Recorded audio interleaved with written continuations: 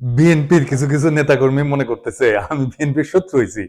আমি বিএনপির political opponent. আমি কখনো বিএনপি করি নাই। আমারে হাসিনার লোকজন বিএনপি কইতো, আর কইতো আমি তারেক রহমানের ট্যাগা খাইয়া হাসিনার বিরুদ্ধে বলি। ভাগ্যের কি নির্মম পরিহাস, আজ বিএনপির লোকেরা বলে আমি জামাতের ট্যাগা খাইয়া বিএনপির বিরুদ্ধে বলি। আপনাদের একটা সৎ পরামর্শ দিই ভাই, পলিটিক্যাল অপোনেন্টকে বুদ্ধিমত্তার সাথে ডিল করেন। রাজনীতি করতে আসছেন, আপনার অপোজিশন থাকবে, আমার লোকের তেদরামি করতে আসেন না ভাইজান। আমি অনেক দরদ নিয়ে ক্রিটিক করি আপনাদের দলের। এটা যদি সহ্য না হয়, আওয়ামী লীগরা যেভাবে ট্রিট করতাম সেভাবে যদি ট্রিট করতে বাধ্য হইতে হয়, তাতে আপনাদেরই ক্ষতি। আপনাদের যে ফাজলামি দেখি তাতে আমার কোনো ছেড়ে যাবে না, আপনার বাচ্চারা ক্ষমতাও নাই। যাই হোক, অনেকে বলে বিএনপির পিছে কেন লাগিছি, উত্তরটা আগে বলছি, আর একটু খুলে বলি। এটা রাজনৈতিক, দার্শনিক, ভূ রাজনৈতিক বিষয় আছে এটার সাথে। আসেন এটা আমরা খুঁজে দেখি। কয়টা প্রশ্ন করি, দেখি এই প্রশ্নগুলো আপনাদের মনে আসছে কিনা কখনো। বাংলাদেশে মুজিবকে কেন স্বৈরশাসক হইয়া উঠতে হয়েছিল? অত্যন্ত জনপ্রিয় নেতা ছিল কিন্তু মুজিব, তারপরেও স্বৈরশাসক হইয়া উঠতে হয়েছিল কেন? জিয়াকে কেন মরতে হইল? সামরিক ব্যাকগ্রাউন্ড থেকে আসা পরেও কেন জিয়াকে স্বৈরশাসক হইতে হয় নাই? কেন জিয়াকে মাইরা ক্ষমতায় এরশাদকে বসাইতে হয়েছিল? কেন এরশাদকে স্বৈরশাসক হইতে হয়েছে? কেন হাসিনাকে ফ্যাসিবাদ কায়েম করতে হয়? এই প্রশ্নগুলো পরিষ্কার উত্তর না পেলে আপনি কখনোই বুঝবেন না বাংলাদেশের সামনে বিপদগুলো কি কি। আপনি বুঝবেন না বিএনপি যায় না হোক আর না যায় না হোক, দেশকে কোন গাড্ডায় নিয়ে যাইতেছে, এবং কেন বিএনপির বিরোধিতা করাটা আপনার জন্য ফরজা কিফায়া। এইটা পরিষ্কারভাবে বোঝার জন্য আপনাদের বাংলাদেশ নিয়ে ইন্ডিয়ার কুরকুরানিটা কেন সেটা বুঝতে হবে। তা না হলে রাজনীতির কোনো হিসাব আপনি মিলাইতে পারবেন না, আর বারবার আপনি এইরকম স্বৈর শাসনের ফ্যাসিবাদের কবলে পড়বেন। আসেন আল্লাহর নামে শুরু করি। আপনি যদি ভারতকে প্রশ্ন করেন আজকের দিনে তার সবচেয়ে ঝুঁকিপূর্ণ সীমান্ত কোনটা, কে তার সবচেয়ে কৌশলগতভাবে গুরুত্বপূর্ণ প্রতিবেশী, পাকিস্তান কিন্তু না। উত্তরটা হইল বাংলাদেশ। বাংলাদেশ কেন ভারতের একটা জীবন্ত দুশ্চিন্তা, সেটা বুঝতে হলে আপনাকে দুইটা জিনিস একসাথে দেখতে হবে। প্রথমত, ভারতের কাছে বাংলাদেশের সবচেয়ে বড় সমস্যা হলো তার ধর্ম, ডেমোগ্রাফি। বাংলাদেশ মুসলমান সংখ্যাগরিষ্ঠ দেশ, এটা তো জানা কথা, কিন্তু আশ্চর্যের ব্যাপার হইল ভারতের পূর্বাঞ্চল একসময় মুসলিম মেজরিটি ছিল। আসাম থেকে শুরু করে নাগাল্যান্ড পর্যন্ত পুরানো ক্যাবিনেট মিশন প্ল্যানে পূর্ব ভারত বরাবর মুসলিম সংখ্যাগরিষ্ঠ অঞ্চল হিসেবে বিবেচিত হয়েছিল। ক্যাবিনেট মিশন প্ল্যান কি? আসেন এটা একটু খুঁজে দেখি।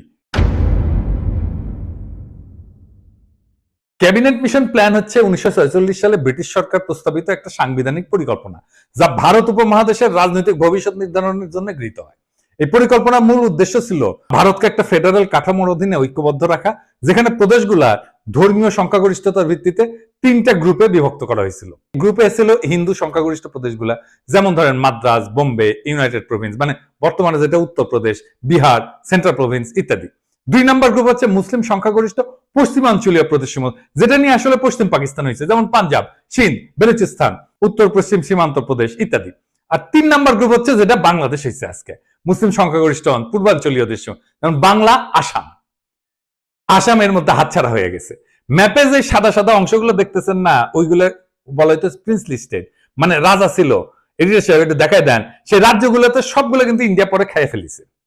আজকের দিনেও পশ্চিমবঙ্গে সরকার হিসেবে 27% মুসলমান জনগোষ্ঠী, আসামে সেটা 34%-এরও বেশি। বিজেপির রাজনীতিতে যে এনআরসি দেখেন না, তারপরে সিএ দেখেন, এগুলো মূলত বাংলাদেশের মুসলিমদের নিয়ে।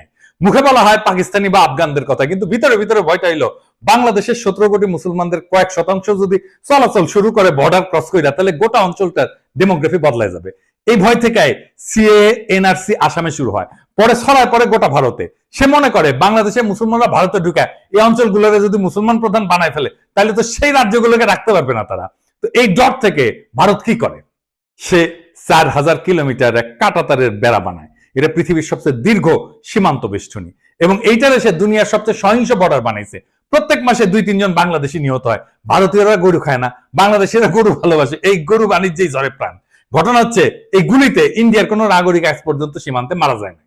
ভারতের অধিকার আছে বেড়া দেওয়া, ওর মুরগি উই লেজে কাটুক, কিন্তু আমরা বলার কে? রাষ্ট্র চাইলে সীমান্ত বন্ধ রাখতে পারে, কিন্তু বাস্তবতা হলো বাংলাদেশিরা তো ভারতে যেতে চায় না, যেতে চায় মধ্যপ্রাচ্যে, সিঙ্গাপুরে বা অন্য কোথাও। তবে তারা চলমান মানুষ, উদ্যমী পরিশ্রমী মানুষ, তারা চলে যায় সবখানে, তারা চলে যায় সবখানে, এমনকি করাচিতেও। এখানে আসে দ্বিতীয় সমস্যা, সেটা হইতেছে এই শিলিগুড়ি করিডোর বা চিকেন নেক। আমরা এটা আগেও আলাপ করছি অনেকবার, আসেন আরেকবার একটু আলাপ করে দেখি। ভারতের সেভেন সিস্টার্স মানে নর্থ ইস্ট বাংলাদেশের ওই পাশে অবস্থিত। আর এই অঞ্চলের সাথে বাকি ভারতের যোগাযোগ হয় মাত্র এই 15 কিলোমিটার প্রশস্ত শিলিগুড়ি করিডোর, যেটাকে চিকেন নেক বলা হয়। এর চারপাশে চীন, ভুটান আর নেপাল। এই করিডোর যদি কেউ একদিন কেটে দেয় তাইলে উত্তর পূর্ব ভারত বিচ্ছিন্ন হয়ে যাবে, ভয়টা এখানে। আর তার উপরে নর্থ ইস্ট নিজেই একটা বিশাল সমস্যা। ত্রিপুরা, মিজোরাম, নাগাল্যান্ড সবখানে গোষ্ঠীগত সংঘাত, ধর্মীয় ভিন্নতা, ভাষা সংস্কৃতির বৈপরীত্য। অনেক জায়গায় বিদ্রোহ হইতেছে, আবার অনেক জায়গায় বিদ্রোহীরা মায়ানমারের বিদ্রোহী গোষ্ঠীর সাথে যুক্ত। তাহলে ভারত ওইখানে যুদ্ধ বাঁধলে ট্যাঙ্ক পাঠাবে কিভাবে, সেনা পাঠাবে কিভাবে, ভারী অস্ত্রশস্ত্র পাঠাবে কিভাবে? বাংলাদেশ ছাড়া কোনো উপায় নাই। তাদের প্রয়োজন ট্রানজিট এবং করিডোর। চট্টগ্রাম বন্দরের মাধ্যমে ত্রিপুরায় প্রবেশ বা রেলপথে পূর্বাঞ্চলে যাওয়ার সুবিধা, এটাই ভারত দীর্ঘদিন ধরে চাইছে। কিন্তু ভাবেন একবার, আপনি একজন বাংলাদেশি, আপনাকে কাঁটাতারে ঘিরে রাখা হইলো, তারপরে বলা হইলো ভারতীয় ট্রাক যাবে আপনার দেশের একদিক থেকে আরেক দিকে, ভারী সরঞ্জাম যাবে। তিতাস নদীতে মাটি ফেলাম, নদীতে বাদ দিয়া রাস্তা বানায় ভারী সামরিক সরঞ্জাম পাঠাইছিল একবার, মনে আছে না? দেখেছেন কেমনে মাটি ফেলায় তিতাস মেরে ফেলাইছিল? এই রাস্তা বানানোই হয়েছিল ইন্ডিয়ার পণ্যবাহী ভারী ট্রাক নেওয়ার জন্য। তো এই যে সিস্টেম, এটাকে রাজনৈতিক ভাবে বিক্রি করা অসম্ভব, মানে বাংলাদেশের মানুষ তো মানবে না। তাই দরকার একটা গণবিরোধী ভারত বান্ধব সরকার, যারা এই চুক্তিগুলো চুপচাপ করে ফেলবে এবং জনগণ কিছু জানাবে না। এই হইলে পুরা কাহিনী। ভারত কেন বারবার বলে বাংলাদেশ আমাদের সবচেয়ে গুরুত্বপূর্ণ মিত্র? কারণ কৌশলগত দিক দিয়া বাংলাদেশ ছাড়া ভারতের নর্থ ইস্ট অচল। কিন্তু ধর্মীয় দৃষ্টিভঙ্গিতে ভারত মুসলমান পছন্দ করে না, তাই কাঁটাতারে বেড়া দিছে। আবার কাঁটাতার দিয়ে ঘিরে দিলে তার সেভেন সিস্টার্স অরক্ষিত হয়ে পড়ে। এই এক শাখের করাত, যাইতেও কাটে আসতেও কাটে। তাই বাংলাদেশে ভারতের সবসময় এমন শাসক দরকার যে ভারতের অনুগত হবে এবং তাদের মতে বন্ধু ভাবাপন্ন হবে। ভারতের প্রতি বন্ধু ভাবাপন্ন হইলে বাংলাদেশের জনগণ হয়ে উঠবে সরকার বিরোধী, তাই তাকে হইতে হবে স্বৈরাচার। বাংলাদেশের 3টা ভারত বান্ধব সরকার ছিল, মুজিব, এরশাদ আর হাসিনা।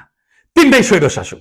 জিয়া আর খালেদা জিয়া এই 2জন প্রবল ভারত বিরোধী ছিল জন্য তাদের স্বৈর শাসক হইতে হয় নাই। একজনকে মরতে হয়েছে, আর একজনকে বিষ প্রয়োগে হত্যার চেষ্টা করা হয়েছে।